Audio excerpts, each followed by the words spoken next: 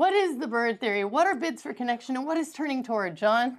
Well, it came out of our apartment laboratory, what came to be called the Love Lab. And, we had 12 hours of video of a couple, a newlywed couple, and we had it for 130 couples. So mostly nothing happens on these videos. And we were sitting there looking at these videos where almost nothing happens and thinking, we just wasted years of our lives. And there were these moments when one person kind of turned to the other and really try to get their partner's attention or interest. And often the response was, no, I'm not interested in you. I'm not available. Leave me alone. Stop bothering me. Stop annoying me. I'm in my bubble and you're bursting it. And many times the opposite was the case. They would say, oh, that's great. Yeah, tell me about what you're thinking. And that is pretty funny what you talked about. Or, yeah, look, there is a bird out there. That's interesting. And it turned out that those moments were so predictive of the future of the relationship. It was amazing.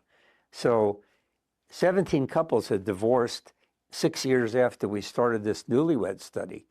When we look back 6 years earlier, their percent turning toward their partner's bids was 33%. The ones who were still married when we look back 6 years earlier, their proportion of turning toward was 86%. So 86% versus 33%. That's a huge difference, right?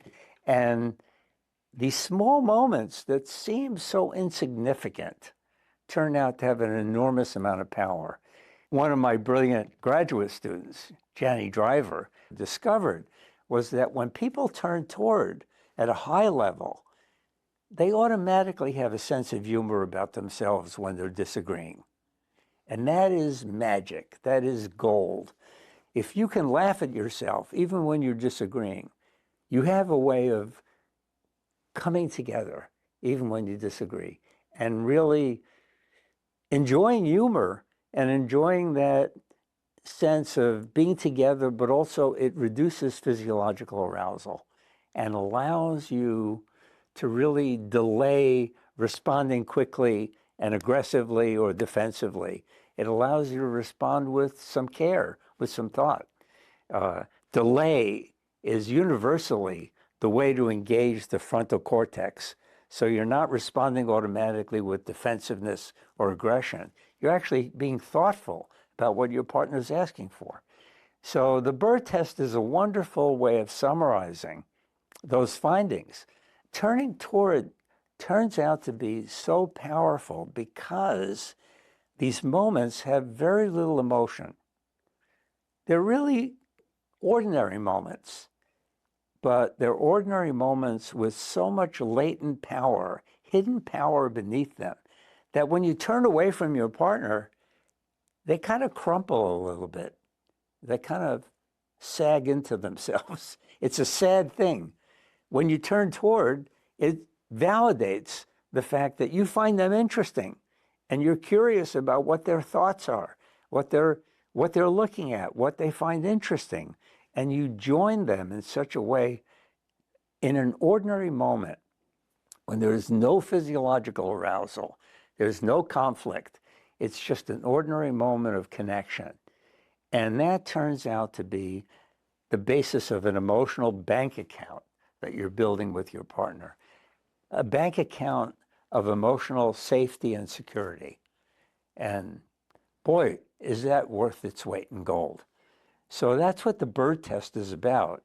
And, the peel an orange test, even a bigger test where you say, will you peel this orange for me? And the natural response is, peel it yourself, But if you say, oh, sure, yeah, let me peel it. I wonder if I can peel it all in one peel, and then you give the orange back. There's an enormous gift. Giving gifts is very powerful. And in fact, it's one of the ingredients of having a happy sex life that was discovered in this wonderful book, The Normal Bar, which studied 70,000 people in 24 countries and asked the question, what's different about people who say they have a great sex life and people who say they have an awful sex life? This turning toward is a big part of it. Ordinary affection, communications of respect, giving compliments, being physically affectionate, cuddling with one another, all of those things are very powerful. Having weekly dates, taking romantic dates, not neglecting the relationship, not destroying the relationship by having it just be a managerial relationship where you're handling reality and doing this, these tasks of the infinite to-do list that we all have in managing life together, but actually managing to make the relationship a priority, make affection, make cuddling, make turning toward an essential part of a relationship. Boy, is that different. Because then being in love, and Helen Fisher showed us this, being in love has no shelf life. It can last forever. You can be in love with somebody for your whole lifetime. I'm in love with my wife, and I'm as much in love with her now, maybe more even than when we first met. So that's what the bird test is really about. It kind of scratches the surface of what deep connection really means.